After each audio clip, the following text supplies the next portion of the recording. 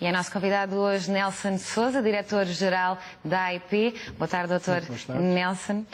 O novo primeiro-ministro adjunto de Pedro Passos Coelho está agora responsável pelo CREN. Os empresários não temem a perda de influência do Ministério da Economia?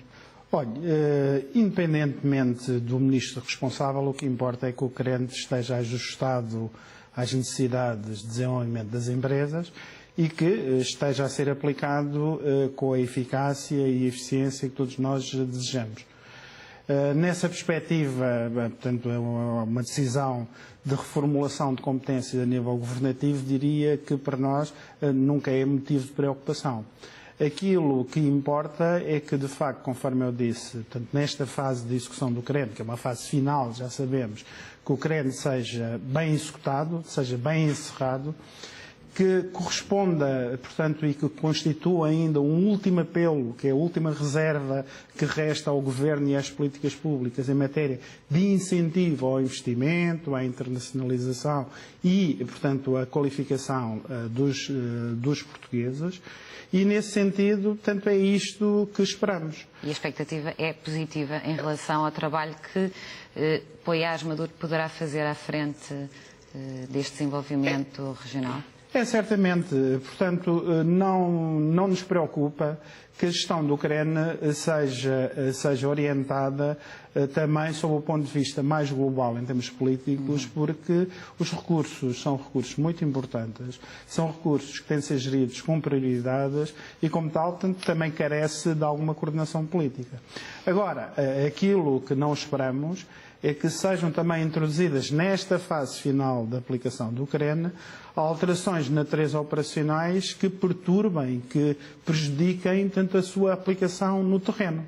Porque há aqui sempre duas dimensões, tanto há a questão da coordenação política geral, estratégica, se quisermos, do CREN, e depois, tanto há a gestão dos programas operacionais.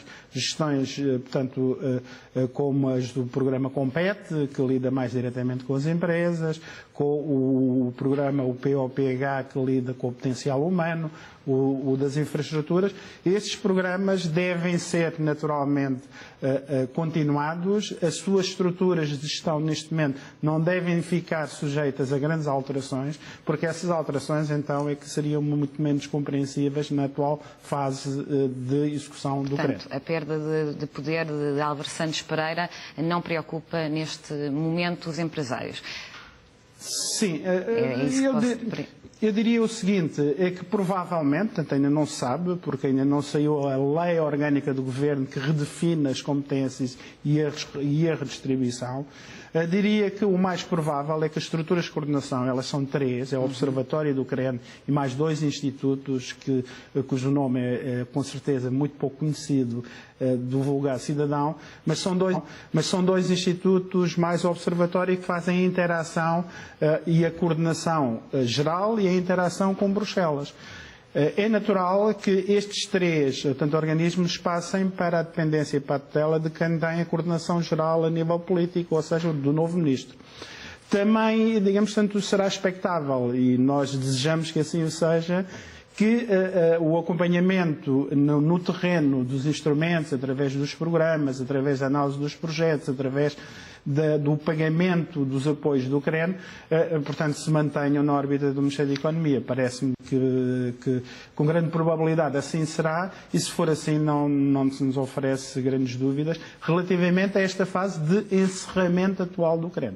Ok. Por falar a propósito de investimentos, Pedro Passos Coelho disse este fim de semana que o Governo vai atuar para que a banca reanime o crédito à economia. No entanto, Ricardo Salgado, presidente do BES, respondeu e disse que os projetos de investimento contam-se pelos dedos. Afinal, são as empresas que estão receosas a investir ou é a banca que não está a ajudar? Olha, quando há retóricas trazidas a público, naturalmente cada um tem o seu ponto de vista a defender.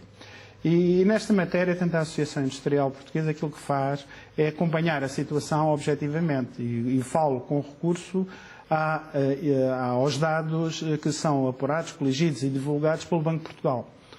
A partir da chamada Central de Responsabilidades de Crédito, portanto, a verdade é que desde o início do programa de ajustamento, portanto, ou seja, há quase 2 anos, O crédito às PMEs, ou seja, o estoque de crédito, ou seja, o crédito concedido menos o crédito abatido, normalmente, ou não renovado, se quiser, tem vindo a diminuir de uma forma sistemática desde há 2 anos esta parte. Raro foi o mês que subiu, portanto, o montante do crédito concedido ou atribuído, portanto, às PMEs. Estamos aqui a falar de uma verba muito significativa, de perto de 15 mil milhões de euros, de crédito a menos que as PMEs têm acesso. Portanto, sim, recentemente até disse neste programa que o problema de financiamento afetava as empresas até que tinham encomendas no exterior. E é verdade, portanto, naturalmente, e é preciso reconhecer também que números são números.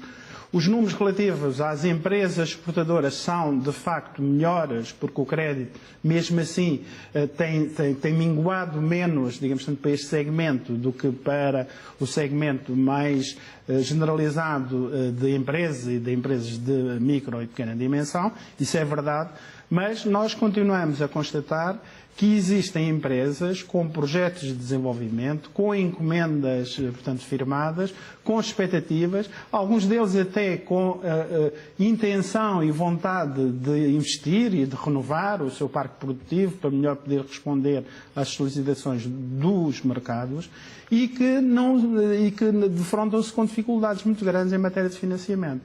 Portanto, isto leva a que, muitas vezes, aquilo que se diz de que, por exemplo, é muito comum ouvir-se, não agora só, mas durante algum tempo, afirmações como nunca faltou dinheiro para bons projetos, portanto, aqui em Portugal, acaba por não deixar de ser, ou quase constituir um lugar comum que não resolve. Agora que houve uma flexibilização em termos das regras para a banca. Ricardo Salgado diz que os bancos têm que tomar muito cuidado na concessão de crédito. Estão a exagerar nesse cuidado ou já se nota alguma flexibilidade? Olha, quando falamos naturalmente do negócio bancário e do negócio financeiro, ninguém deseja que ele não se comporte de acordo com os seus critérios de prudência e de racionalidade. Ninguém quer que a banca empreste dinheiro a empresas que não têm condições para aceder ao crédito. Portanto, não é isso que se trata. Aquilo que se passa é que, naturalmente, o contexto económico é todo ele muito adverso e tem vindo a degradar as próprias estruturas financeiras das empresas.